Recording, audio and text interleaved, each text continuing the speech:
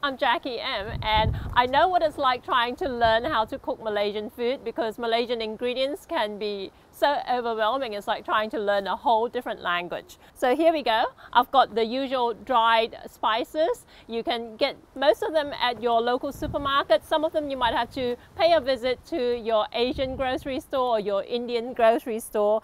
Things like I've got ground galangal here and ground turmeric, ground cumin, some chili flakes, pepper, ginger, that sort of stuff. Now, the reason why I like to use dried spices is because they keep forever in your pantry, and you know, sometimes you don't go through quite enough fresh galangal and that sort of stuff to make it worth your while to travel out 20 kilometers just to find your specialty Asian store to be able to get a very expensive root vegetable that you're only going to use a small portion of and then have the rest of it sit in your fridge until it goes off. Okay, now this one here, this is a dried ingredient, but it's a little bit unusual. It's a dried shrimp. You'll have to hunt this down at your local Asian grocery store. They come in different price ranges. For our purposes, I tend to get the cheapest, and usually the cheapest means the smallest. So look for the cheapest dried shrimp at your Asian grocery store. Now, we're just going to come to all these sauces. Most of you would be familiar with soy sauce. You know, different brands will have different levels of saltiness. So again, the whole concept of agak-agak, which is guesstimate, you know, when you're cooking Malaysian dishes, comes into play here. Just make sure that you taste test everything before you follow the recipe right through to the nth degree. Okay, I've got some fish sauce over here, and this is labeled thick caramel sauce. Okay, it's the same as thick soy sauce. Thick caramel sauce throws some people off. They think, oh, caramel sauce, isn't that something you put on pancakes? No, in this particular instance, this is like a thick soy, and it's used in some of our cooking as well. I've mentioned tamarind concentrate quite a lot in a lot of my videos, and this is the brand that I use. And basically, it just makes life so much easier. You can just pour it out of a bottle. This is quite a diluted version, so you can use more of it. Other brands will be quite thick and pulpy, and you don't want to use so much because it can make your dish overly sour. And then you can stock up on things like coriander powder and, you know, onion powder if you can find it as well. Again, you know, you can pick these up at your local supermarket. Asian grocery stores tend to have them in bigger bulk packs, and that will be, you know, more value for money as well. So look out for those next time you go shopping. Let's just move over to some of the fresh ingredients.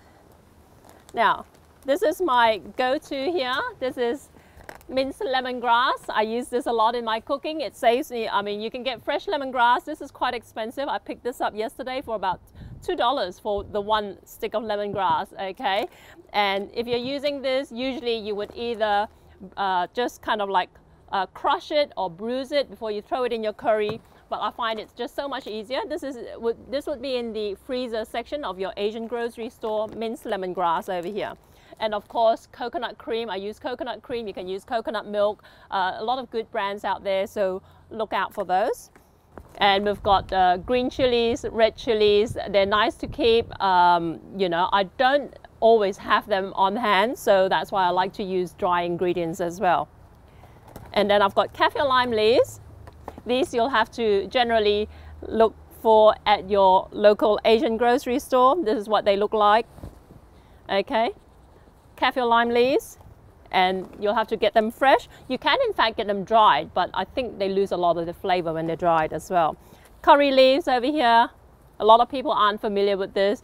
They give a nice peppery undertone to your curries if you can find them, usually at Indian grocery stores. Okay, now let's just move across over to some of these here. And this is something I would always have in my pantry as well. Belacan powder, which is from Malaysia, which belacan is shrimp paste. Okay, you can get Thai shrimp paste and you can get Malaysian shrimp paste. Usually the Malaysian shrimp paste will come in a block, a really hard block, and you will slice it up and then stick it, wrap it in foil and stick it under your grill or in your oven just to toast it, and it will crumble, and then you'll sprinkle it in your cooking. Okay, much easier if you can find a jar that's already in powdered form for you, and you just sort of spoon it into your dish, okay? And this is asafoetida. You'll have to find this at your local Indian grocery store. It's a little bit unusual. It's got quite a strong aromatic flavor to it. I think not too dissimilar to garlic. So look for asafoetida. It'll give any kind of like Indian influence Malaysian dish a nice extra dimension to it as well. Okay, now I've got here minced preserved radish. This is something that I use in some of my cooking. Handy to have. This is preserved, so it keeps very well. It doesn't need to be refrigerated. This is actually from Thailand. Now, Malaysia and Thailand are neighbors. There are some sort of cross-pollinations between our cuisines, so we do borrow from each other's ingredients lists as well. So look out for this. I like to use this Thai brand largely because it's already pre-minced. The ones that you might find in your Asian grocery store usually tends to come in strips, and you have to chop them up yourself depending on what you use it for, of course. Okay, and this one has a little bit of sugar in it as well, so it gives it a nice little kind of like balanced flavor instead of being just outright salty. Curry powders, I've talked a lot about curry powders in my recipes. Okay, now rule of thumb is look for a Malaysian brand, okay, and you might struggle a little bit at your local Australian supermarket. Asian grocery stores, you'll find a wide range of curry powders, and with Malaysian brands we tend to kind of like have subcategories of curry powders as well. We would have curry powders for seafood or for fish, and curry powders for meat, or even rendang curry powders, okay? Sometimes it's called rendang spice mix.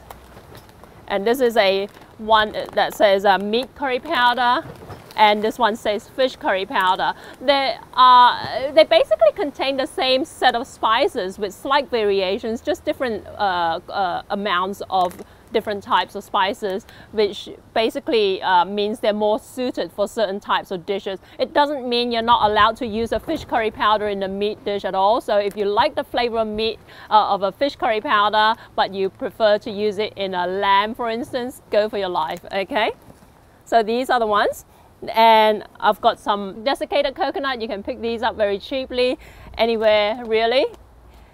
And some mushroom seasoning over here, and I've mentioned this a couple of times. You don't have to use this, by the way. The reason why I use mushroom seasoning over chicken stock granules or chicken seasoning a lot of the time is because of dishes that I want to maintain as a vegetarian, because I do prepare a lot of spice paste and that sort of stuff, curry paste, and some of my customers are vegetarians, so instead of using chicken stock granules, I would use mushroom seasoning or mushroom stock granules, essentially is what it is. So you can really substitute this with say any vegetarian stock seasoning and that sort of stuff as well, or vegetarian stock cubes.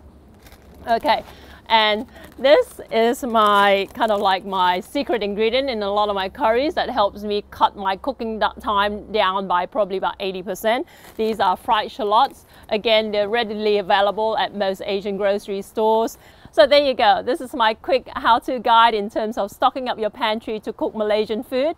And as I always say, selamat makan, which means happy eating in Malay.